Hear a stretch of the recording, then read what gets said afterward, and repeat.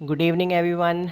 तो बहुत टाइम से चल रहा था कि सिलेबस में डिडक्शन होगा, 30% रिड्यूस होगा, 33% रिड्यूस होगा। तो आज सीबीएसई ने आपको पूरा एक पीडीएफ हम लोगों को प्रोवाइड कर दिया गया है, जिसमें बताया गया कि कौन कौन से चैप्टर को डिलीट किया गया है और कौन कौन से टॉपिक्स रिड्यूस कर दिए गए हैं। तो जी हाँ, चैप्टर्स पूरे के पूरे डिलीट हुए हैं। तो सबसे पहले हम बात करते हैं सीबीएसई क्लास 12th केमिस्ट्री के कौन कौन से चैप्टर्स टोटली डिलीट कर दिए गए हैं। तो उनमें से सबसे पहले जिसकी बलि चढ़ी है, that is general principle and processes of isolations of element. तो अब आप लोगों को कोई ज़रूरत नहीं है कैल्सिनेशन रोस्टिंग की, डिफरेंस याद करने की। आप लोगों को कोई ज़रूरत नहीं है एक्सट्रैक्शंस के मेथड्स याद करने की। अब आपको थ्योरी पार्ट में बहुत डिडक्शन हुआ है। तो जनरल प्रिंसिपल पहला चैप्टर था जिसकी बलि चढ़ी है। तो जो दूसरा चैप्टर है जिसको डिलीट कर दिया गया है, दैट इज़ पॉलीमर्स। पॉलीमर्स पूरा चैप्टर डिलीट कर दिया गया है। अब आप लोगों को कोई फ्री रेडिकल मैकेनिज्म याद करने की ज़रूरत नहीं है, ठीक है। तो पूरा पॉलीमर चैप्टर ही डिलीट कर दिया गया है। एंड द थर्ड चैप्टर जो कि हमारे सिलेबस से डिलीट कर दिया गया है, that is chemistry in everyday life.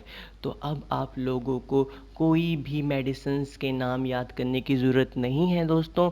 अब आप लोगों को, अगर मैं बात कर रहा हूँ कि एनाल्जेसिक किसके लिए यूज़ होती है, एंटीसेप्टिक्स मेडिसिन्स किसके लिए यूज़ होती है, क्या होता है उनका काम, एंटी डिप्रेसेंट्स क्या होते हैं, अब आप लोगों को उसकी टेंशन नहीं लेनी है, क्योंकि वो चैप्टर्स इस साल पूरे के पूरे डिडक्ट कर दिए गए हैं, डिलीट कर दिए गए हैं हमारे सिलेबस से।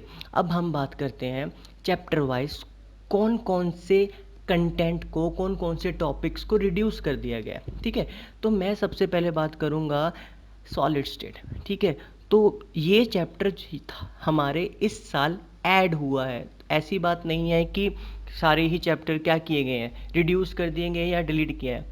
एक chapter that is solid state add हुआ है। अब उस सॉलिड स्टेट में क्या क्या चीज़ें नहीं पढ़नी है, तो आपको इलेक्ट्रिकल एंड मैग्नेटिकल प्रॉपर्टीज़ पढ़ने की कोई ज़रूरत नहीं है। अब आप लोगों को पैरामैग्नेटिक, डायामैग्नेटिक, फेरी मैग्नेटिक पढ़ने की कोई ज़रूरत नहीं है। Second is band theory of metals पढ़ने की ज़रूरत नहीं है। मतलब कि हम लोगों को that forbidden gap in semiconductors, insulators, conductors, अब इनकी स्टडीज़ नहीं करने की ज़रूरत है आप लोगों को, ये रिड्यूस कर दिए गए हैं। N type P type semiconductor जो क्वेश्चन बहुत ही बोर्ड का फेवरेट क्वेश्चन हुआ करता था, वो रिड्यूस कर दिया गया है इसके सिलेबस से। तो अब बात करते हैं सॉल्यूशन में। तो जी हाँ, ऑस्मोटिक प्रेशर आपका लास्ट कॉलिगेटिव प्रॉपर्टी जो है ऑस्मोटिक प्रेशर वहीं तक है। उसके बाद abnormal molecular mass and went of factor आपका क्या कर दिया गया है, डिलीट कर दिया गया है, रिड्यूस कर दिया गया है आपके सिलेबस से। तो अब हम बात करते हैं third chapter that is electrochemistry. तो जी हाँ, हमारे पास प्राइमरी सेल्स और सेकेंडरी सेल्स होते हैं ना। तो सेकेंडरी सेल्स में हमारे पास लेड स्टोरेज बैटरी थी जो बहुत बार पूछी जाती थी, फ्यूल सेल्स थे, ड्राई सेल थे जो क्वेश्चन बहुत बार पूछे जाते थे, क्रोजन जिससे पूछा जाता है कौन से मेथड से हम क्रोजन को बचा सकते हैं, गैल्वेनाइजेशन, ठीक है। वो सब सब अब हमारा पोर्शन क्या हो गया, रिड्यूस कर दिया गया है हमारे इलेक्ट्रोकेमिस्ट्री से। तो मैं आपको आज बता रहा हूँ कौन कौन से चैप्टर्स के टॉपिक्स आपको नहीं पढ़ने हैं, ठीक है। और अगर हम बात कर रहे हैं केमिकल काइनेटिक्स की, तो आर्हीनियस इक्वेशन मैं जब अपने बच्चों को पढ़ाया करता था, सॉरी ये 11th क्लास का खुल गया है, ये नेक्स्ट वीडियो में ज़रूर पाऊँगा क्लास 11th की। अभी के लिए फ़िलहाल +2 के लिए। तो अगर हम बात कर रहे हैं केमिकल काइनेटिक की, तो मैं अपने बच्चों को बोला करता था पढ़ाते टाइम कि आर्हीनियस इक्वेशन से क्वेश्चन आना ही आना है, एक्टिवेशन एनर्जी से क्वेश्चन आना ही आना है।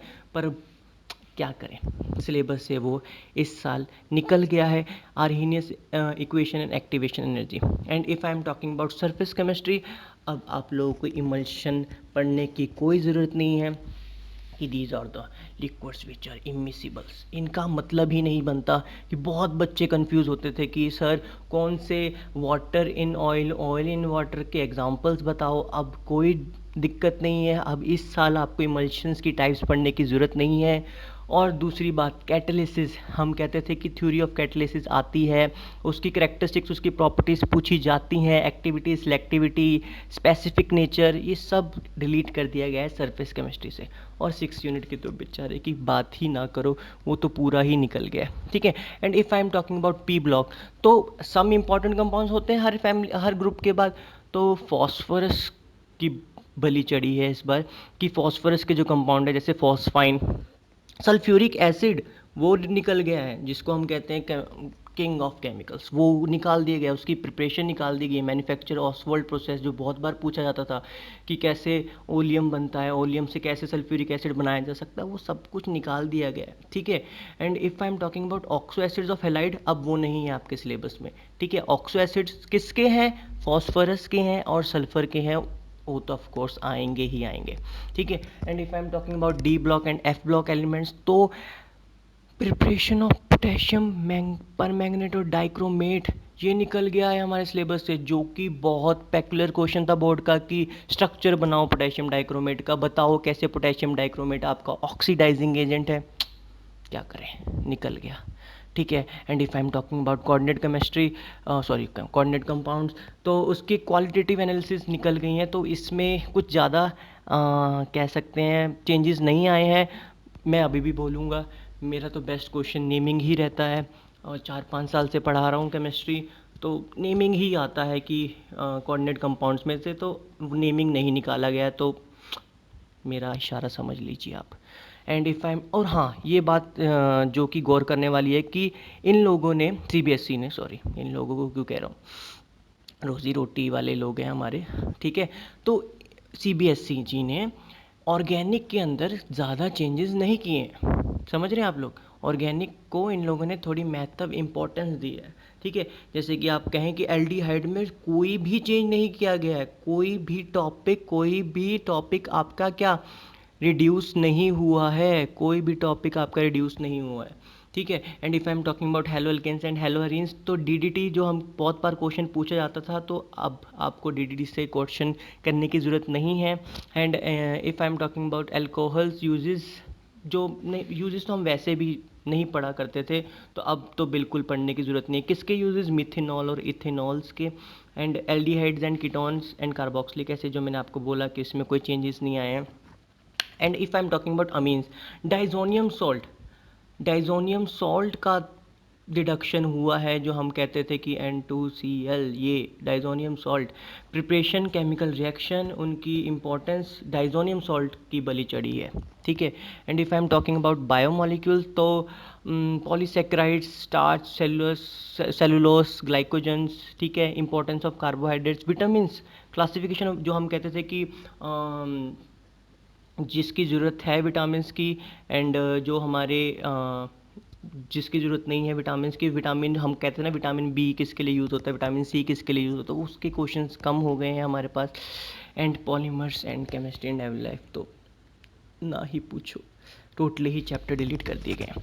तो ये था हमारा आज का वीडियो, जिसके अंदर मैंने आप लोगों को बताया कौन कौन से चैप्टर डिडक्ट कर दिए गए हैं। तो 3 चैप्टर डिडक्ट कर दिए गए हैं, तो अब आपके 16 चैप्टर नहीं है, 13 चैप्टर हैं सिलेबस के अंदर।